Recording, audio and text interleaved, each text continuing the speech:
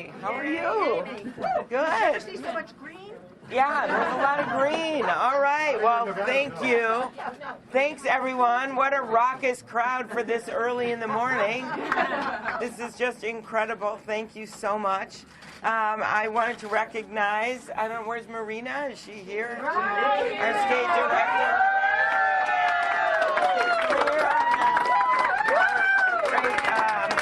State director, thank you so much, Marina. And Cameron, you here? You've done a great job for us. We're so excited about the team that we have here. And then I wanted to also mention our incredible volunteers. Della, where are you? And straight from Minnesota, Tony Doom, where are you? These are like people who have been here with us from the very. You're all super volunteers. I'm going to single out a few people. Susan Parks. Susan. Ken Herbert, where are you? Super volunteer, Navy veteran. Thank you, Ken. Kenneth Woods. Where are you, Kenneth? Already there. Very, very good. Emily Woods. Very good. Thank you. Mark Love. Rita Ransom. Okay, very good. You guys are like so much louder than New Hampshire.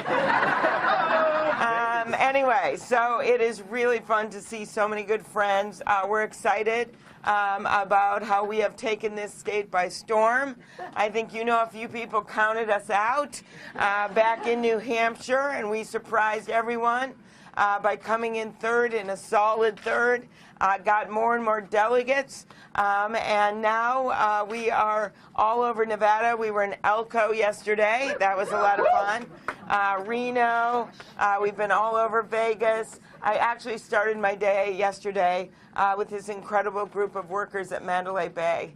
And many of them, of course, had been through the shooting and were still in their same jobs. And they, the resilience that you saw with those workers and how proud they were of their workplace and that they had hung in there was just inspiration for me and inspiration for our whole team.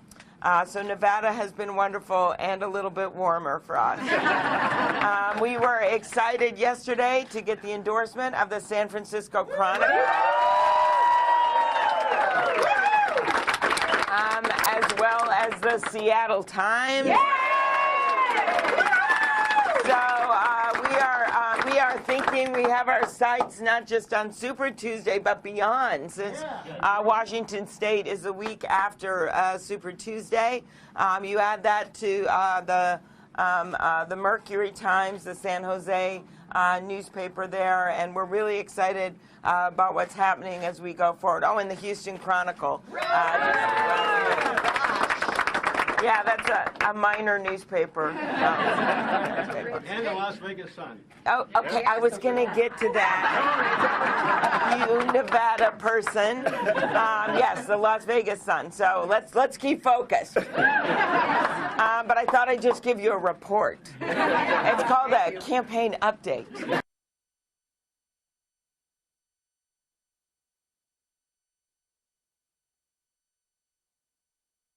So we are headed, we're going to Minnesota because it is a Super Tuesday state, and greeting all our friends and big supporters today in Minnesota. I've got to vote, kind of important. And then we are headed for a rally to Fargo. I challenge my opponents, how many of them have done rallies in Fargo. This is actually my second one. And then I think we go to Little Rock, and which is Arkansas Super Tuesday. And then, of course, we're going to South Carolina. And we're going to have another debate there. Yay. Sure it will be as tame as the last one. Don't rise to the bait. Okay, yes, okay. Take the bait. Yeah, okay, yeah, all right. Take him down, take him down. All right, okay, all right. Well, we won't go into debate strategy. But I just feel so good about our team and everything that we've done. It's just been amazing for me, because when we first got to Nevada, not everyone knew who I was. Let's just say that. That's a minor way of saying it. And every single day, the money that we brought in, so many of you helping us online, what was it, $12, $13 million since the New Hampshire debate, allowed us to run ads not just in Nevada, but also in these other Super Tuesday states, allowed us to hire more people to help Marina, and have really allowed us to be a top-tier campaign.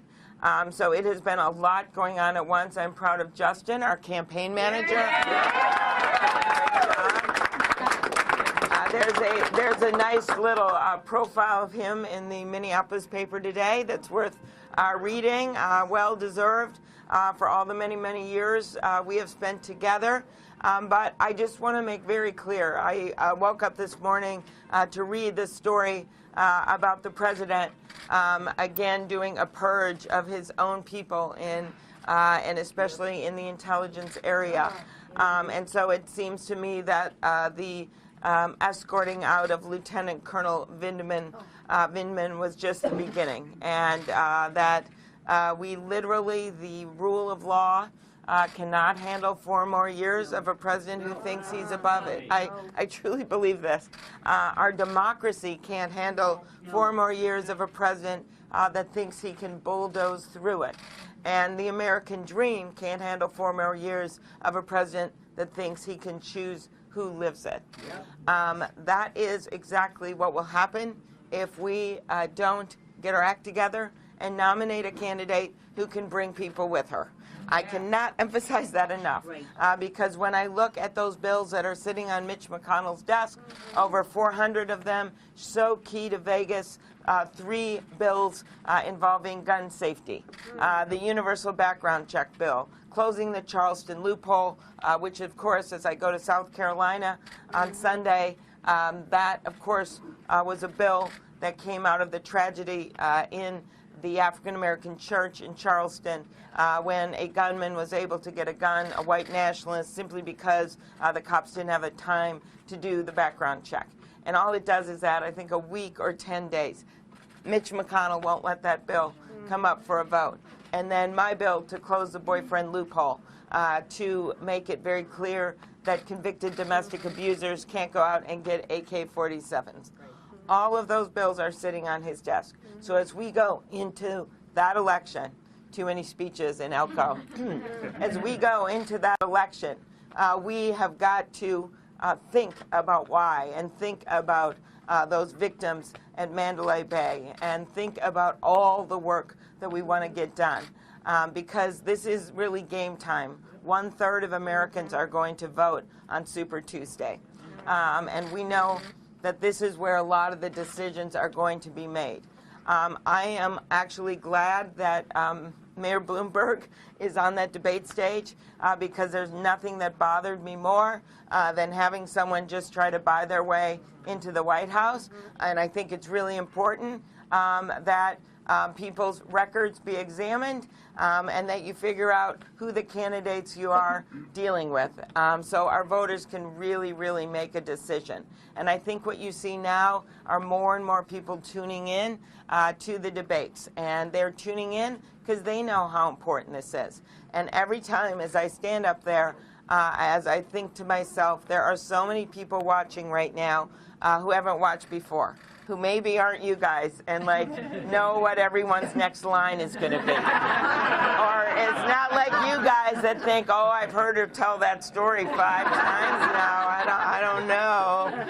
The coffee can in the basement. No, there's like millions of people that say, oh, wow, they haven't heard it. So you need to remember that. And so I always think about the fact that these people are tuning in for the first time. And that's why it is on us to make the case of why we need to defeat Donald Trump. And to me, that means everything from explaining to people and listening to them, like I did in Elko, about why his trade war has hurt a bunch of our farmers. Or it is why people still are having trouble affording their prescription drugs. And as I've said so many times, if you are tired of the extremes in our politics and the noise and the nonsense, you have a home with me.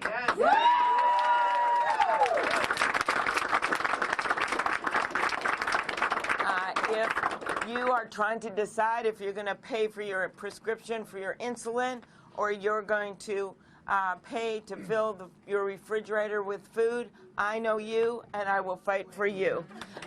If you've got to decide how you're going to stretch your paycheck to pay for your rent or your mortgage, I know you, and I will fight for you.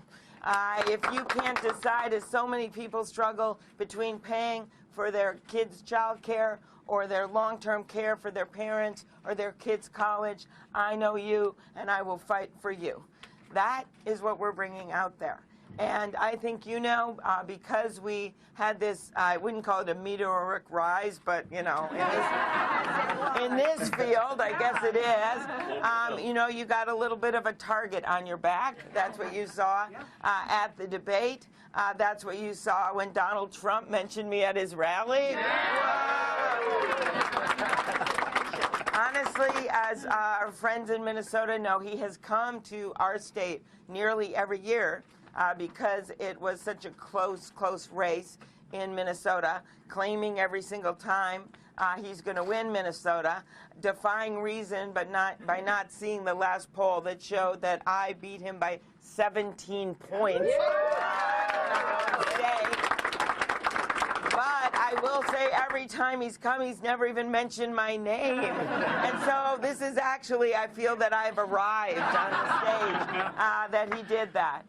So we know that that's what's going to happen as the weeks go by. But I am more than up for it, and I am someone that likes a fight. In one of my races for local office, my opponent looked at me and she said, "You are nothing but a street fighter from the Iron Range." And I said, "Thank you." So that is what we're heading into. And I'm actually would not be able to do this if I didn't have you at my side. So I'm just asking you today to do everything you possibly can as you go out to those caucuses, whether you're caucusing yourself, whether you're a precinct captain, to get the word out there and to convince people to come to our side. That is how I've gone into this race from the beginning. And every single step of the way, they counted us out. They counted us out when I announced my speech in the middle of that blizzard. Literally, people said on TV, "Well, I don't think she can do this out here. I think they'll have to bring it inside." We did that speech in the middle of a blizzard with 4 inches of snow on my head. They counted us out that we wouldn't make it through August, and we did. And they counted us out and said we wouldn't make it to the debate stage, and I've more than made it to the debate stage. Yes. So I want to, for me, today is a big day. We're excited, but it is the beginning of the next chapter in our campaign. And this chapter is going to be really fast moving because we have so many states that we're going to be covering and so many events. And I know I'm going to see you along the way. And it just means so much to have you in those green shirts. So let's go out there. Let's get this done. Thank you, everybody.